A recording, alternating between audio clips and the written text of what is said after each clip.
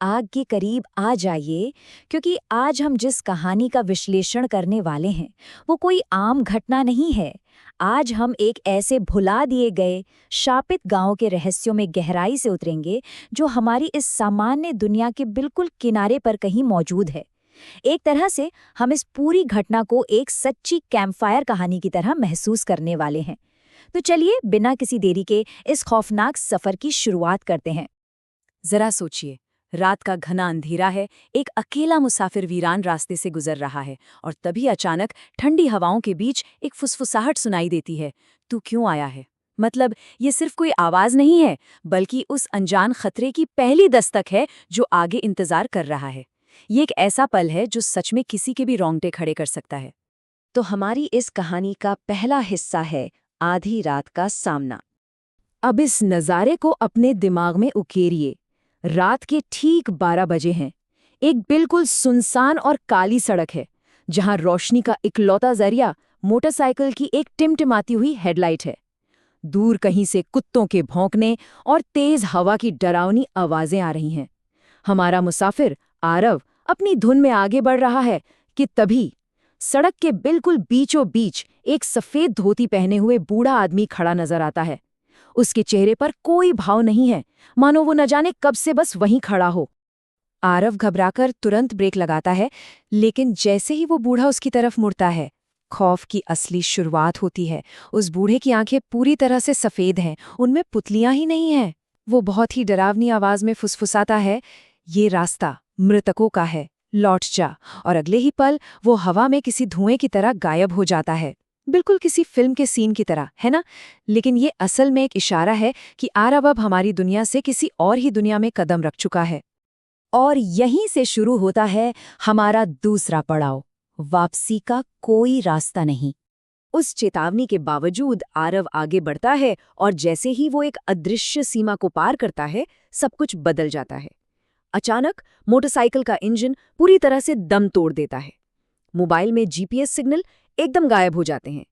अब वो एक ऐसी वीरान जगह पर फंस गया है जहां सिर्फ टूटी हुई झोपड़ियां हैं, जले हुए पेड़ हैं और एक ऐसी गहरी खामोशी है जो कानों को चुभती है। तभी उस भारी अंधेरे में एक खंडहर नुमा घर से हल्की सी रोशनी और किसी के चीखने की आवाज आती है।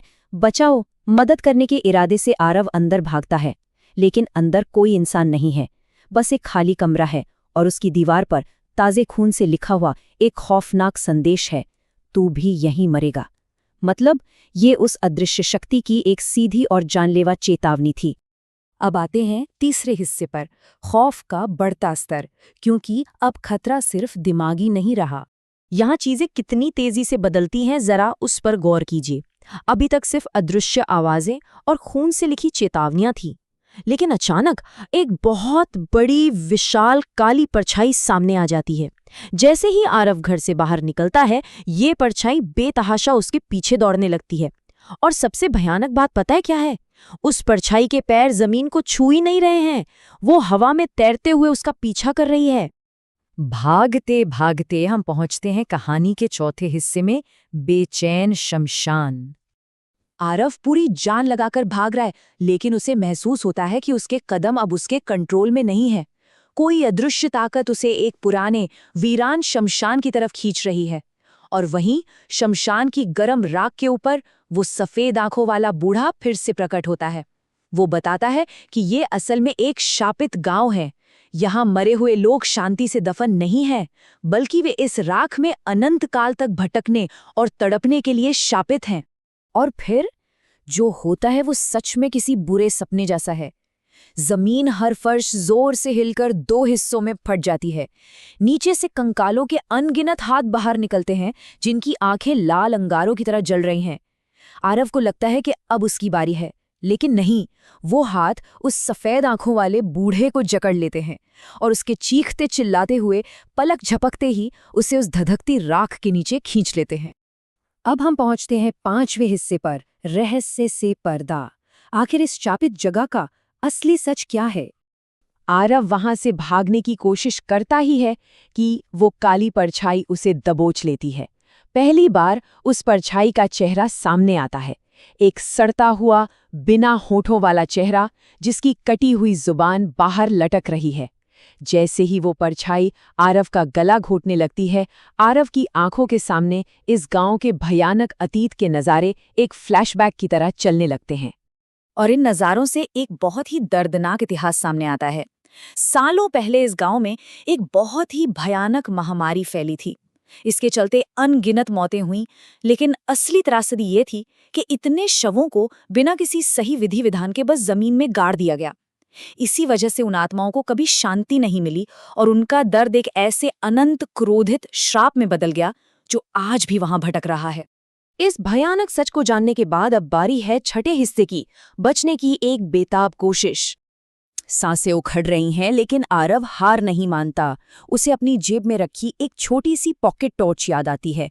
वो किसी तरह उसे निकालता है और सीधे उस परछाई के चेहरे पर फ्लैश कर देता है। तेज रोशनी से वो साया जलकर धुएं में बदल जाता है। बस यही वो मौका था।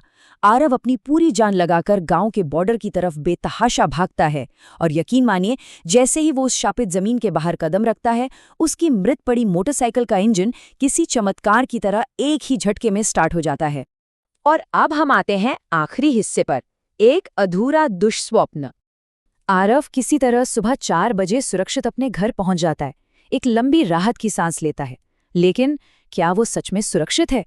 जैसे वो सुकून से अपना हेलमेट उतारता है, उसकी नज़र आईने में अपने कंधे पर पड़ती है। वहां राख से बना एक काला हाथ का निशान छपा हुआ है। और तभी जब वो धीरे से अपने बेडरूम के कोने की तरफ देखता है, तो पैरों तले जमीन खिसक जाती है। वही काली परछाई बिल्कुल खामोश खड़ी उसी के कमरे में उसका इंतजार कर रही है। कमरे के उस भयानक सन्नाटे में उस अंधेरे कोने से परछाई की एक खौफनाक फुसफुसाहट गूंजती है।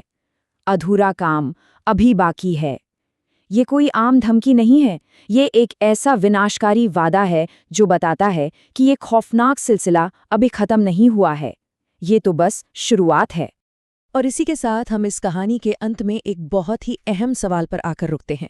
क्या उन भुला दिए गए महामारी के पीड़ितों को कभी सच्ची शांति मिल पाएगी, या फिर आरव के कंधे पे लगी वो राख एक ऐसे दुस्वप्न की शुरुआत है जिससे कोई भी इंसान कभी भाग नहीं सकता? ये पूरी घटना हमें सोचने पर मजबूर कर देती है कि जब इतिहास की किसी भयानक त्रासदी को अनसुलझा छोड़ दिया जाता है, तो उसके परिणाम कितने खौफनाक हो सकते हैं। खैर, आज के इस डरावने सफर में बस इतना ही। अगली बार तक अपने आसपास के सायों से जरा सावधानी रहिएगा।